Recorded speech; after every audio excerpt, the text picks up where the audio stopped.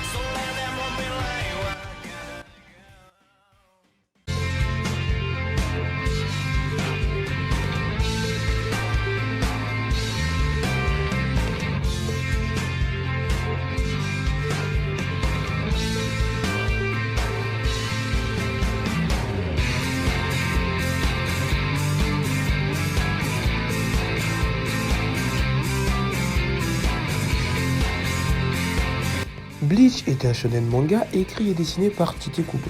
Il est prépublié dans le magazine hebdomadaire Shonen Jump de l'éditeur Shueisha du 7 août 2001 au 22 août 2016, ce qui fait un total de 15 années de publication, ce qui n'est pas rien. L'adaptation animée sortira en 2004 par le studio Pierrot, oui, celui qui a fait Naruto, GTO et tous les autres que tu connais. Au sein du manga Bleach, il nous est narré l'histoire de Ichigo Kurosaki, un jeune homme tout à fait normal, si ce n'est qu'il a la capacité de voir les fantômes. Oui, il n'est pas très normal en fait. Ichigo a la capacité et la particularité d'ailleurs de voir les esprits et de pouvoir converser avec eux. Il passe donc son adolescence à aider les esprits, à les réconforter. Globalement, il s'occupe d'eux.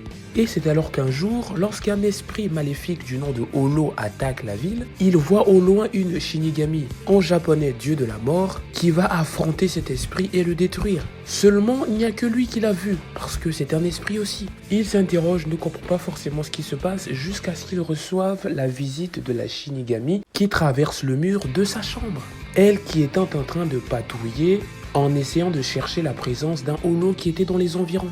Après une longue altercation avec le holo, la Shinigami se retrouve blessée et se retrouve contrainte de transférer son pouvoir de Shinigami à Ichigo afin qu'il devienne lui aussi Shinigami et qu'il puisse terrasser le holo. C'est alors que Ichigo Kurosaki devient Shinigami suppléant et va se retrouver dans un tas d'histoires impliquant les holos, la Soul Society et les autres Shinigami. Et tout ça aux côtés de Rukia. Nous suivrons donc les aventures d'Ichigo en tant que Shinigami. Arrivera-t-il à gérer sa vie de lycéen et sa vie de Shinigami? Globalement, c'est ça l'histoire. Bleach est un shonen neketsu des plus classiques, avec tous ses codes et toute sa saveur. Dans Bleach, il y a du dépassement de soi, il y a de l'amitié, il y a de l'émotion, il y a de l'amour, il y a de la rivalité, il y a des combats épiques. Mais il y a aussi et surtout une belle philosophie. Cette philosophie de toujours se battre pour protéger ceux que l'on aime.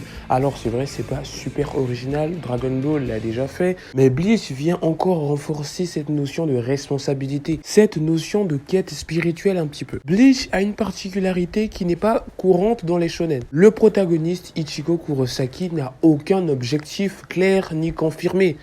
Ichigo n'a pas d'objectif déterminé, il n'a pas de grands rêves. Comme un Luffy qui voudrait devenir roi des pirates, il n'a pas non plus pour objectif de devenir le plus grand des Hokage, ni même de devenir le plus fort du monde pour X ou Y raison. Ichigo se bat pour un idéal encore plus profond. Il veut consacrer sa vie à protéger tous ceux qui lui sont chers. Alors ce n'est pas parce que tous les matins ou tous les jours il va détruire un holo que ça signifie pour autant qu'il n'y aura plus de holo. Son objectif n'est pas qu'il n'y ait plus de holo, qu'il n'y ait plus de danger ou que sa famille soit toujours en sécurité. Parce que de toute façon, à un moment donné, il va clamser, il va laisser sa famille, il va laisser des gens.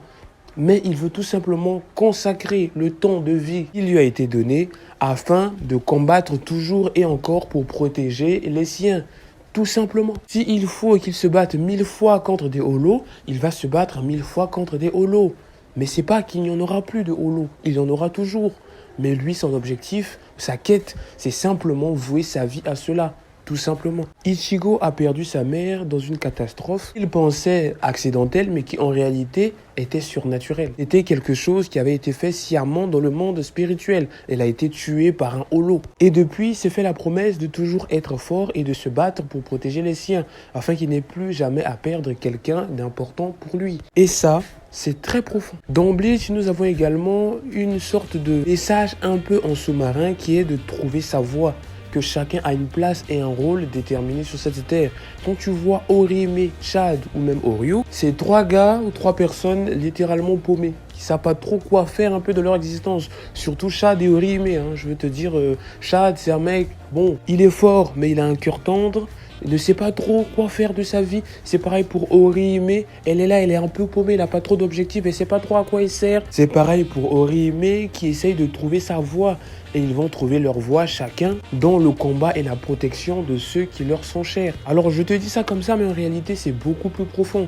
Alors Bleach, franchement, c'est une œuvre très philosophique. Même si ça se voit pas comme ça, c'est super philosophique en fait. Après, en ce qui concerne les dessins, au début Tite Kubo a un style de dessin que personnellement je n'appréciais pas trop, mais qui va bien sûr évoluer avec le temps, se raffiner, devenir de plus en plus élégant, de plus en plus beau, et de cela on va quitter de ça à ça.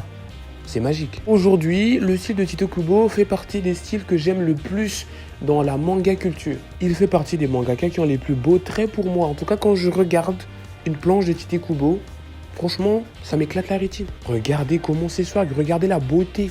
Ah, le larron, il en a fait du chemin. Le découpage de Tite Kubo, il est dynamique. Tu sens bien que le gars s'est beaucoup inspiré de Dragon Ball dans la schématisation de ses combats et même dans la mise en scène. Les combats à épée ont l'air tellement bourrins et Dragon Ballesque que ça enlève presque le côté létal d'une arme blanche. Ils se battent quand même avec des épées. Heureusement, le génie et le savoir-faire de Tite Kubo a réussi à rendre ses combats à épée aussi spectaculaires que dynamiques.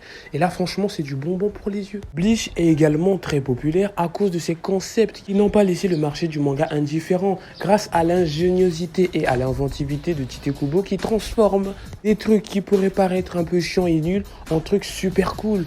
je te présente les Zanpakuto. Dans Bleach, les épées portent des noms. Chaque sabre a son nom propre et se transforme en fonction de l'esprit du Shinigami qui est propriétaire du sabre. Et cette transformation est appelée Shikai. C'est donc la deuxième forme de l'épée. Cette deuxième forme, ça peut être tout et n'importe quoi. Simplement en fonction du Shinigami, cette transformation ou deuxième forme donne un gain de puissance aux Zanpakuto et donc au Shinigami qui est propriétaire dans ses combats. Et il y a également une troisième forme, un troisième niveau qui s'appelle le Bankai, qui est un nouveau gain de puissance, qui a cette fois-ci non seulement le pouvoir de transformer l'épée, mais aussi de transformer le propriétaire. Tu peux avoir de nouveaux skills, de nouveaux réflexes, de nouvelles capacités ou de nouveaux vêtements, tout simplement. Dans Bleach, il y a aussi un concept qui s'appelle les Gigai.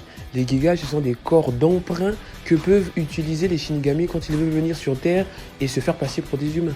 Et puis, putain, les méchants. Les méchants dans Bleach sont quasiment presque aussi classe que les méchants dans Naruto. Et là, je te parle bien sûr de Kariya, de Kubo, du roi des Quincy, mais surtout de Sosuke Aizen et ses espadas. Mate-moi cette classe intergalactique. Je suis désolé, moi je les mets égalité avec l'Akatsuki. Là vraiment t'es d'accord, t'es pas d'accord, c'est pas mon problème. Après, je pense aussi que Bleach est quand même l'univers shonenique qui contient le plus de races de combattants de tous les shonen que je connais. Dans Bleach, il y a les Shinigami, il y a les Vizard, il y a les Arrancar, il y a les Quincy et il y a les Fullbringer. Ça fait beaucoup quand même. Encore, je sais même pas si j'en ai oublié un ou deux. Et Ichigo, le protagoniste, d'une certaine façon, il est tout ça en même temps. Waouh! J'ai jamais vu un héros de shonen aussi cheaté. Franchement, Kubo, il aime beaucoup son prota. Hein. L'animé de Bleach est un animé fleuve, comptant le score impressionnant de 366 épisodes. Bien sûr, en comptant les fillers. Bon, tu l'as compris. Alors, qui dit filler dit forcément qualité de l'animation qui est pas toujours au top. Mais bon, t'inquiète pas, dans les moments où il faut adapter du manga, ça fait le café. Et dans ces moments-là, le studio Pierrot nous pond des épisodes avec des mises en scène, frère. Avec une animation fluide, extraordinairement bonne, avec un dynamisme à pomper le souffle. Puis on prend plein la rétine. Tu kiffes. Et c'est tout ce qu'on demande. Bref, nous arrivons au terme de la vidéo. J'espère que tu l'auras apprécié. Et si tel est le cas, tu mets un pouce bleu, tu t'abonnes. Et moi je te dis à plus.